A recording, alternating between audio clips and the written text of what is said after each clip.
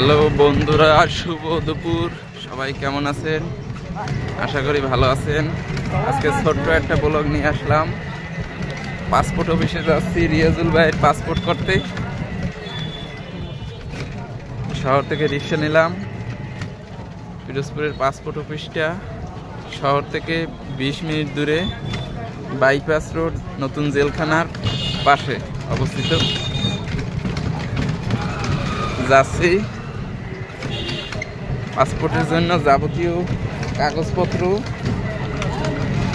Form, certificate, আবেদন form, certificate, প্রমাণপত্র বিভিন্ন, যেরকম নাগরিক সনদ, তারপরে ভোটার আইডি কার্ড, তারপরে বিবাহ হইলে কাবিননামা, তারপরে এসএসসি সার্টিফিকেট, এই ধরনের সকল কাগজপত্র সাথে নিতে হয়। সেগুলো নেওয়া হয়েছে।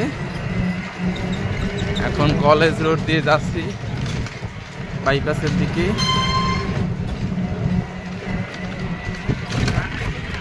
পিরোজপুরের পথঘাটগুলো সরু,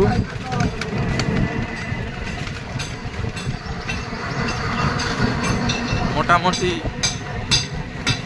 এই রোডটা হালকা ফাঁকা আছে, যেহেতু বাস নেই, অটো আর রিক্সা শুধু। কলেজ রোড, কলেজ টাইমে হালকা ভিড় থাকে, তারপর মোটামুটি ফ্রি আছে। বাইপাসে বের হয়ে মেইন রোডে, বাসের রোডে, তারপর আমরা পাসপোর্ট অফিসের দিকে যাব। এই যে পিরোজপুরের সোহরাওয়ার্দী কলেজের ছাত্রী নিবাসের সামনে দিয়ে যাচ্ছে বিশাল নতুন ভবন। আর এই একাডেমিক ভবন এই বাম পাশে সোহরাওয়ার্দী কলেজের।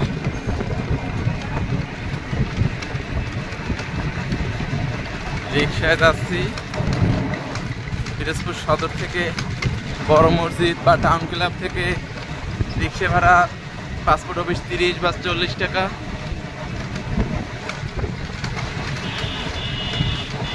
সবাই সাথে থাকবেন, লাইক কমেন্ট শেয়ার করবেন।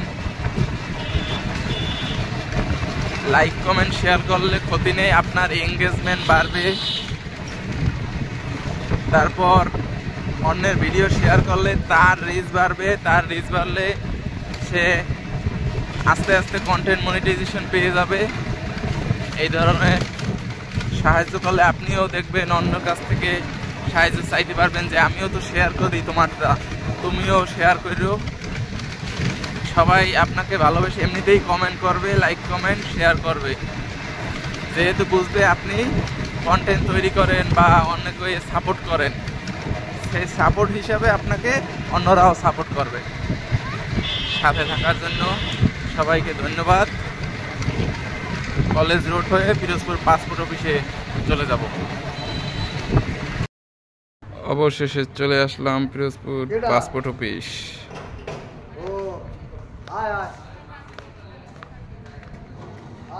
এই যে এটা বাইপাস রোডে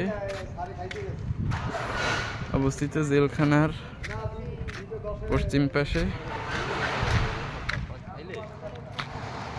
পিরোজপুর গোপালগঞ্জ মহাসড়কের সাথেই পাসপোর্ট অফিস অবস্থিত।